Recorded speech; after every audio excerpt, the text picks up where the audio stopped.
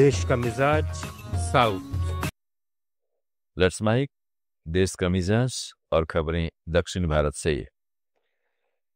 तमिलनाडु के राज्यपाल आर.एन. रवि ने कहा है कि राज्य की राजनीति केवल क्षेत्रवाद नहीं बल्कि तमिल अपवादवाद है।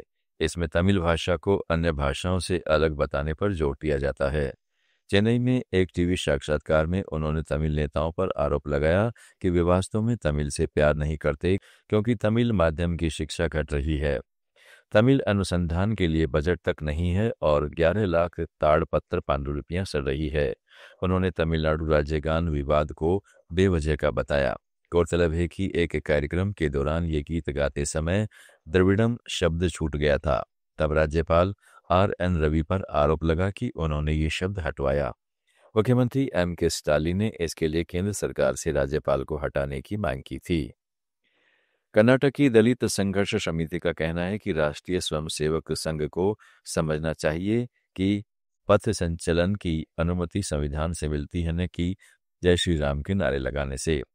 समिति के प्रदेश संयोजक अर्जुन भद्रे ने कल बुर्गी में प्रेस कॉन्फ्रेंस में दावा किया कि अपने 100 साल के इतिहास में पहली बार 16 नवंबर को चितापुर में संघ को अदालत के आदेश पर संविधान और कानून का पालन करते हुए पथ संचलन करने की इजाजत मिली। उन्होंने आरोप लगाया कि संघ लगातार संविधान की भावना और लोकतांत्रिक मूल्यों के खिलाफ काम करता रहा है, लेकिन इस बार उसे कानून के सामने झुकना पड़ा। लेट्स माइक देश का मिजाज साउथ। आंध्र प्रदेश के डिप्टी सीएम पवन कल्याण ने कम लागत वाले मैजिक ड्रेन के निर्माण की योजना की घोषणा की है, जो राज्य भर में चरणबद्ध तरीके से लागू होंगे ताकि जलभराव, बदबू और मच्छरों की समस्या से निजात मिल सके। एलुरु जिले के द्वारका तिरुमाला मंडल में एक पायलट प्रोजेक्ट का निरीक्षण करते हुए उन्होंने कहा कि ये ड्रेन पारंपरिक सीमेंट ड्रेन से सस्ते हैं और 3 दिन में तैयार हो जाते हैं। राज्य में 106 गांव में पहले ही निर्माण कार्य चल रहा है, जिसमें द्वारका तिरुमाला के सभी गांव शामिल हैं। कल्याण ने मंदिर विस्तार के लिए 30 एकड़ जमीन देकर 9.25 करोड़ रुपए के प्रोजेक्ट की नींव रखी और 1.5 करोड़ की सड़क का उद्घाटन किया। तेलंगाना के मुख्यमंत्री रेवंत रेड्डी ने अपने विधानसभा क्षेत्र कोडंगल में 103 करोड़ रुपए की विकास परियोजनाओं का उद्घाटन और शिलान्यास किया। इनमें नागरिक सुविधाएं, शिक्षा और आधारभूत ढांचे से जुड़े काम शामिल हैं। इस मौके पर उन्होंने कोडंगल मार्केट यार्ड में हरे कृष्ण मिशन की केंद्रीकृत रसोई का दौरा किया, जो रोजाना राज्य के 3,211 सरकारी स्कूलों में 28,000 बच्चों को नाश्ता उपलब्ध कराती है।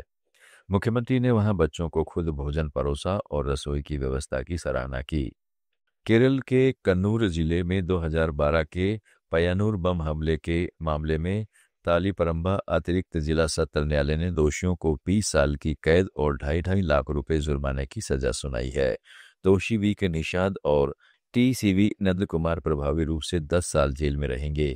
यह मामला 1 अगस्त 2012 को हुआ था, जब सीपीएम के कन्नूर जिला सचिव पी. जयराजन की हत्या के मामले में राज्यव्यापी विरोध प्रदर्शन चल रहे थे। हमले में सीपीएम की यूथ विंग के 2 कार्यकर्ताओं ने पुलिस वाहन पर बम फेंका था। आपको बता दें कि निषाद इस साल पय्यानूर नगरपालिका चुनाव में सीपीएम के उम्मीदवार भी थे। पुडुचेरी में एनटीके पार्टी के प्रमुख सीमान और उनके 2 समर्थकों के खिलाफ विलियनूरू थाने में मामला दर्ज हुआ है। इन पर एक प्रेस कॉन्फ्रेंस के दौरान एक पत्रकार को गाली देने, धमकी देने और मारपीट करने का आरोप है। शिकायत के बाद पुलिस ने केस दर्ज किया है। घटना के बाद कई पत्रकार संगठनों ने सीमान के व्यवहार की कड़ी निंदा की और अभिव्यक्ति की आजादी पर हमले की आलोचना की है। अंडमान निकोबार के कमोरता में government model senior secondary school में नौकरी ब्लॉक प्रोजेक्ट ऑफिस ने शिक्षकों के लिए स्कूल सुरक्षा और सुरक्षा पर ओरिएंटेशन कार्यक्रम किया। इसका मकसद शिक्षकों में आपात स्थितियों से निपटने की तैयारी और जागरूकता बढ़ाना था। इसमें पुलिस, स्वास्थ्य और अग्निशमन विभाग के विशेषज्ञों ने हिस्सा लिया।